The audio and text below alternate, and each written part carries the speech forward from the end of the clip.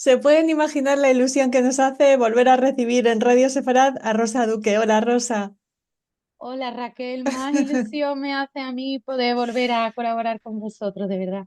Bueno, Rosa, como seguro que muchos de ustedes recuerdan, era la conductora, la responsable de ese programa Mujeres en el Holocausto, Ángeles y Demonios, en el que repasabas esas figuras de luz y oscuridad del nazismo, lo que tiene que ver con la presencia femenina en la SOA. Eh, por razones de tus estudios, de tu trabajo, bueno, pues esa colaboración se pausó y un poco para también dedicarte a tu propia vida. Queremos felicitarte por tu boda, por tu licenciatura y sobre todo por verte también y agradecerte mucho que vuelvas aquí a Radio Separada, Rosa.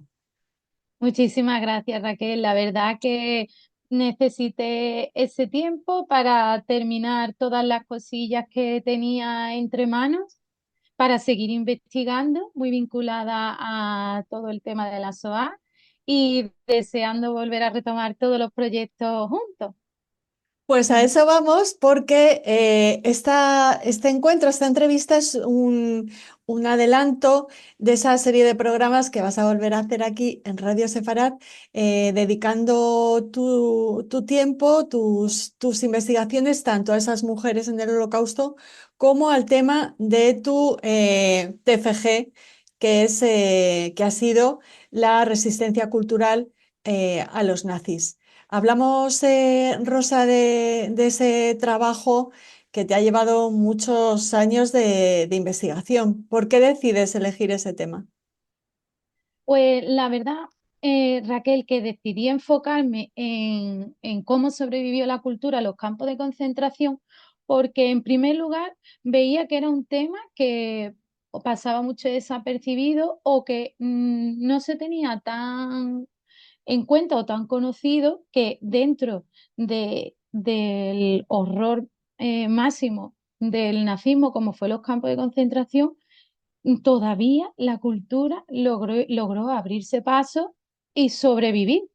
Y es que, como voy a citar a la primera de las mujeres en las que también me baso para esta investigación, como decía Dita Kraus, había gente que ni siquiera podía llegar a comprender cómo en un sitio en el que les faltaba cosas primordiales como era el pan y el agua, había gente que se jugaba la vida todavía más para poder consumir cultura, que si bien no les alimentaba físicamente, sí que los conectaba con su humanización en medio de tal deshumanización.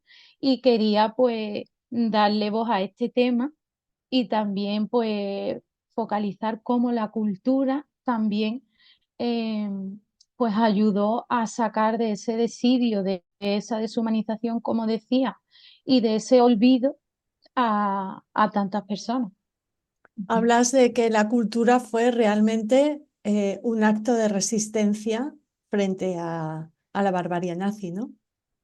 Sí, totalmente, porque al final todo fascismo, todo régimen opresor, siempre lo primero que ataca o lo primero que utiliza, ambas cosas, es la cultura, tanto para adoctrinar a la sociedad en función de sus ideales y de lo que a ellos pues en ese momento les conviene, como también para incluso deshumanizarlo, porque es como lo que te comentaba, es lo que a las personas pues nos da un pensamiento crítico, nos da otra visión del mundo diferente a la que se quiere o se puede llegar a intentar imponer. Entonces, eso es lo que la importancia que yo quería también reseñar que tiene la cultura en todos los aspectos de la vida y también la que tuvo en este momento histórico. Sí. Diferencias, Rosa, en tu trabajo muy claramente entre la cultura permitida por los nazis y la clandestina, digamos, ¿no? Eso es un punto muy interesante de tu trabajo. Sí, porque por lo mismo que te estaba comentando, los nazis sabían que ese era uno de los instrumentos adoctrinadores más importante que tenían. Entonces lo utilizaban siempre y cuando fuera totalmente adaptado al mensaje que ellos querían enviar. Por ejemplo, en cuanto a la música, que era un elemento muy importante para ellos, solo reproducir música de autores considerados aptos para la raza aria, nada de el resto, sin embargo, el resto de autores totalmente pues vetados, no, como si fueran olvidados, porque eso es lo que pretendían, que se olvidara todo lo que ellos no consideraran aptos de la raza aria. Entonces, pues, en este caso, porque hubo manifestaciones culturales, Raquel, en todos los campos. Es muy interesante también estudiar el gueto de Terezín, conocido también como el gueto de los artistas, que hasta allí personalmente tuve la oportunidad de ir y es una maravilla la exposición que tiene y es, vamos, yo no me podía imaginar la cantidad de productos culturales que se pudieron rescatar y si esos son los que se pudieron rescatar, cuánto se perderían y cuánto tiempo los presos dedicaban a la cultura, ya fuera a dibujar, a componer canciones, vamos, películas, guiones, verdaderos guiones de películas. Me resulta muy interesante. Pero yo tuve que acotar mi rango de acción y decidí centrarme en la cultura que sobrevivió en Auschwitz, que eso da para muchísimo. Y, como bien dices, distinguí entre la cultura clandestina y la cultura permitida. La cultura permitida, que viene al hilo de lo que te comentaba, yo he dividido sobre todo, bueno, he puesto dos ejemplos, pero podría haber puesto mucho más. Por un lado estaba la más que conocida Escuela de Orquesta de Auschwitz, que al final era una banda de música que en la mayor parte que estuvo vigente la encabezó Alma Rose, vamos, toda una profesional de la música, y que al final, pues ellos la utilizaban de una manera totalmente macabra para diferentes selecciones, para ejecuciones, para cualquier tipo de tortura, siempre que intentaba que la música estuviera presente en esos momentos tan cruciales como, acabo de decir, un acto totalmente macabro, como para darle todavía un sentido más tétrico a todo lo que allí estaba pasando. Y por otro lado, y este no es tan conocido, también hubo una escuela superior de costura. Y es que otro elemento de vital importancia para los nazis al final fue todo el tema de la vestimenta, de sus uniformes, y ya no solo de ellos, sino de sus mujeres. La mujer nazi por excelencia tenía que ir muy, muy bien vestida, con alta costura, con los mejores materiales y es curioso, pero en medio del infierno que fue Auschwitz, la esposa del comandante Rudolf Hobbs descubrió a Marta Fats, quien era una modista titulada, súper profesional y muy buena, que al final acabó instaurando una escuela de costura con varias presas, creo que simultáneamente llegaron a trabajar hasta 25, que lo que hacían no solo eran realizar uniformes nazis, también todas las prendas que estas mujeres de la alta sociedad alemana, pues les encargaba, que vuelve a ser todo un poco una contradicción. Pues, Totalmente. pues Ropa de alta costura para los demonios, ¿no? exacto. Y al final, pues saliendo de la situación pues de la que salí. Y por otro lado, y esto es lo que otorga pues un rayito de esperanza y de luz ante tanta oscuridad, la cultura clandestina, que sin duda me parece todo un acto heroico. Y sobre todo me centro en dos manifestaciones, aunque como te digo, hubo muchísimas más, pero sobre todo me centro en la escuela que fue llevada a cabo sobre todo por Friedrich Hirsch, que fue una figura que antes estuvo también desarrollando temas de escolarización y todo en Terezín, en el gueto que también, en el campo que también estamos hablando.